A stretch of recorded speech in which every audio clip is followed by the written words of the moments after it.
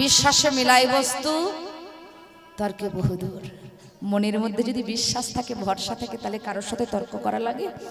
বলছে পিতাশ্রী আপনি বলছেন আমি সদা সর্বদা নারায়ণ নারায়ণ করি, আমার নারায়ণ কোথায় আছে? তো পিতাশ্রী আপনি বলুন না আমার নারায়ণ কোথায় নেই। হরি বল হরি বল।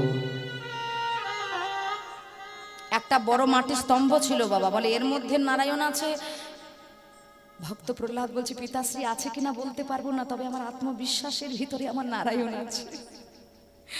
দেখুন বিশ্বাস দিয়ে, ভালোবাসা দিয়ে, আকুলতা দিয়ে, ব্যাকুলতা দিয়ে যেই না বললেন স্তম্ভটাকে মারতে মারতে ভেঙে ফেললে, আর যেই না বাবা হিরণ্যকশিপুর স্তম্ভটাকে মারতে মারতে ভেঙে ফেললো, ওই স্তম্ভের ভেতর থেকে বেরিয়ে এলো যার দেহটা ছিল মানুষের আর মাথাটা ছিল সিংহের। জানেন তো?